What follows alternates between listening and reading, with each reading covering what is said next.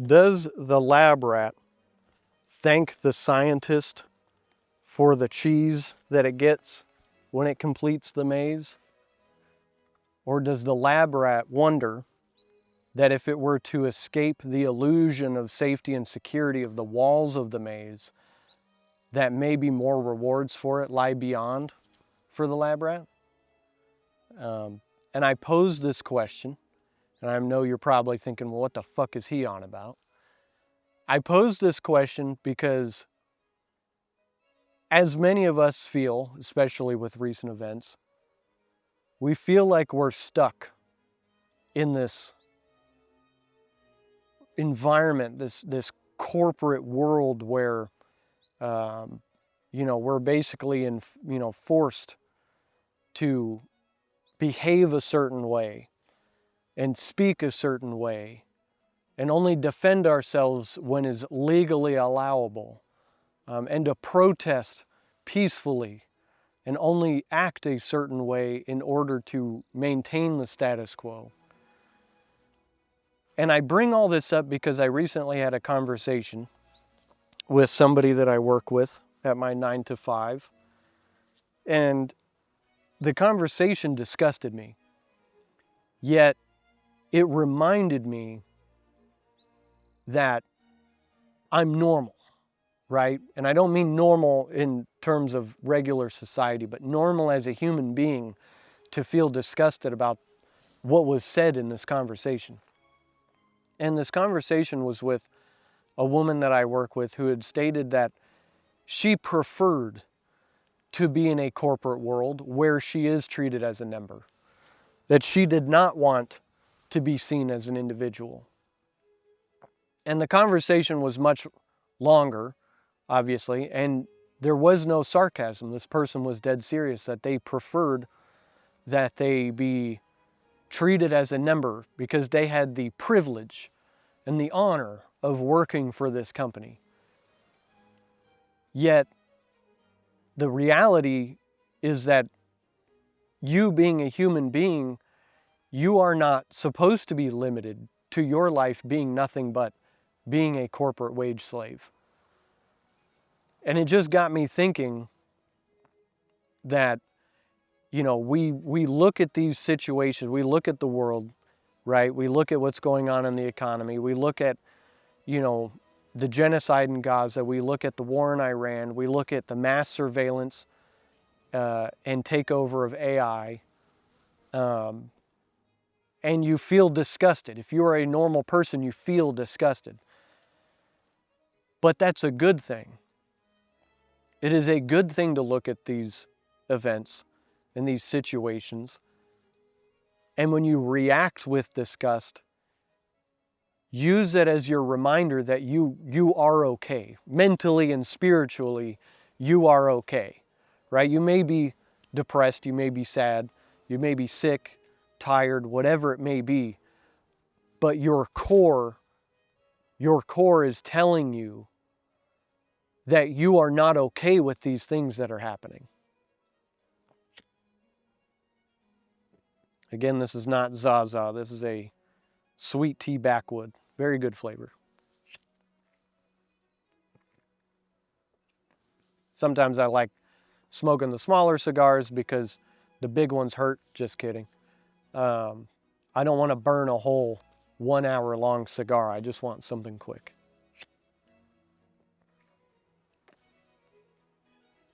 And so the point I'm getting at is that we all see these things happening in the world and we're disgusted, or at least those of us who are sentient are disgusted.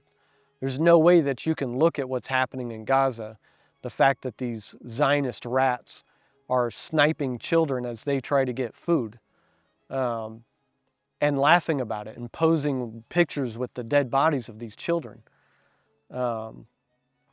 And then you see what's going on with mass surveillance, like with the flock cameras, that nobody voted for, by the way. And you're disgusted by it.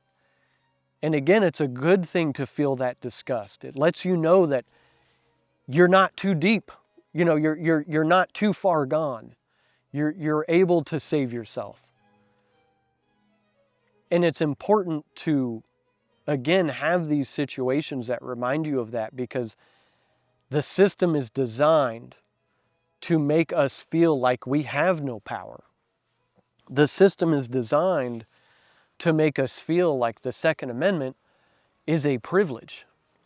It's not. The Second Amendment is not a government-provided right. It's a right given to you by God. And whether you believe in God or not, or what God you believe in, it doesn't matter. The point is that your right to self-preservation is not a legal thing. It's not a constitutional thing. It's not a regional thing. It's not your ability to protect yourself with whatever means you feel necessary is not allowed in one state versus another. It is across the board. You should have the ability to defend yourself with whatever means you feel necessary, period. Same with protest. The lie that's been told to us that we can protest but peacefully is fucking bullshit. And we've been fed this image of these riots and things like that. Whether you agree with certain riots or not, doesn't matter. The point that I'm making is we've been told that you can only protest but in a certain way. And who's telling you that? Who's telling you that? The people in power, the federal government. The federal government is the one going, well, you can protest peacefully, right? Because we don't want to be challenged. We don't want you to get too out of control. We don't want you to realize what you have and use those things against us, because there's more of you than there are of us.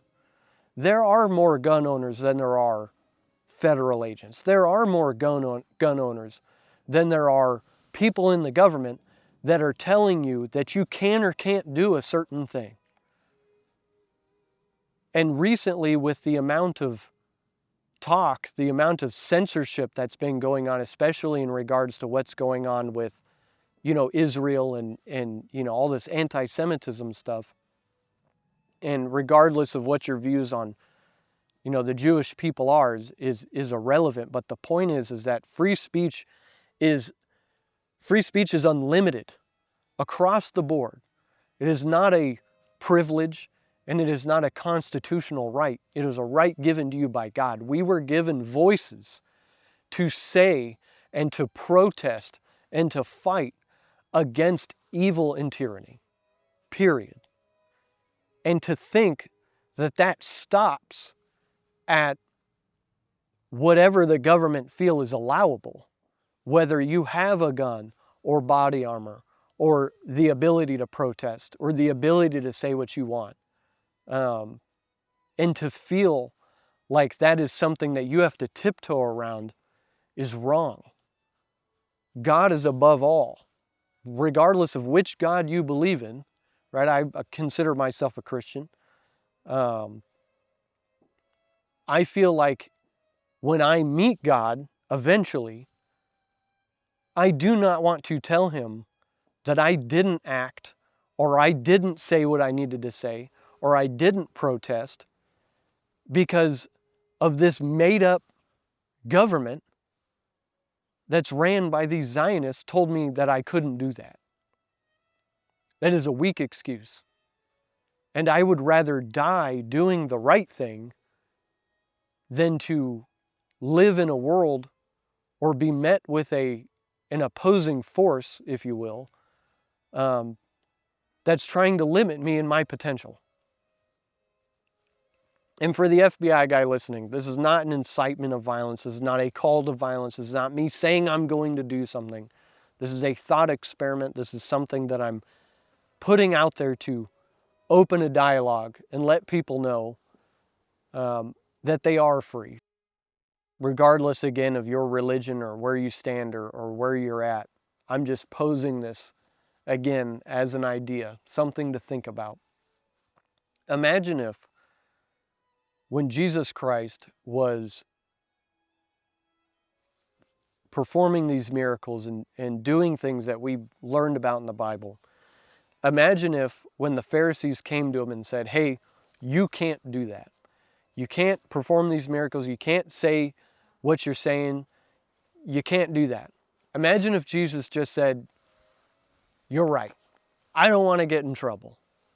I don't want to oppose this governing force, and I'll stay in line. Think about that. And think about the power that one man that defied that system, think of the power he had and the sacrifice he made. We all think about it. It's a big deal, obviously, dying on the cross.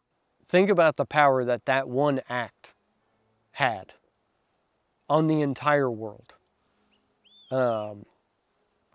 To realize that regardless of consequence, he did what he knew was right. And think of the forces that were going against him at the time. When he healed the withered hand and they told him, you can't do that.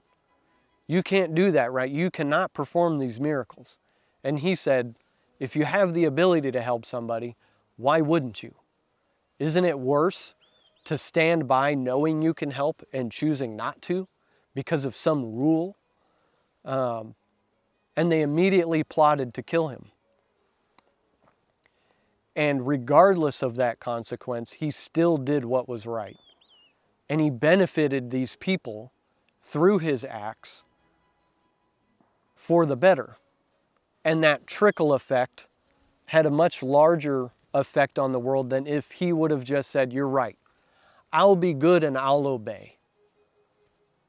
I'll obey in order to keep the status quo and not be seen as an outcast by these people who they themselves are committing crimes. Not saying that Jesus was committing crimes, but he was committing crimes in the eyes of the Pharisees, yet the Pharisees were committing usury and other acts, as we know, child sacrifice and all these things. So which is worse?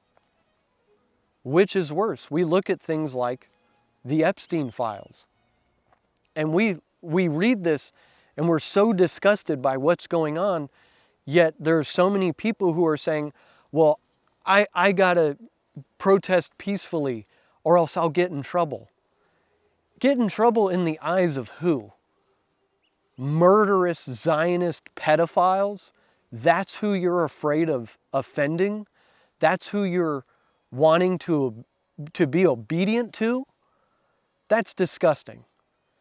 And so the sooner we realize that we have the ability to protest, peacefully or not, and I believe once we realize how much change one person can enact, how much positive one person can bestow upon a society through selfless acts, we all may become a little bit more powerful in our own right. And I say that because once you start to not fear the consequences of doing what's right, it becomes much easier to do what's right. And that's a very powerful feeling. And so never discount your ability. Never discount the change that you can make by being a good person and doing what's right. Because while Jesus died on the cross doing what was right and paying the ultimate sacrifice, he knew what he was doing was right. And that's very important. I think that's a very important example for us to follow, that regardless of what the consequences may be, we should always be solely focused on doing what is right.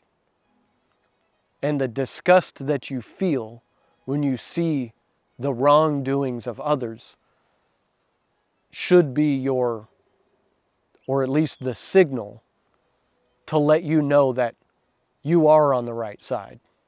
So before I go, I'll leave you with this. It's from Corinthians.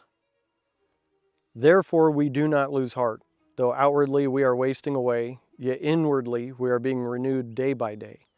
For our light and momentary troubles are achieving for us an eternal glory that far outweighs them all. So we fix our eyes not on what is seen, but on what is unseen, since what is seen is temporary, but what is unseen is eternal.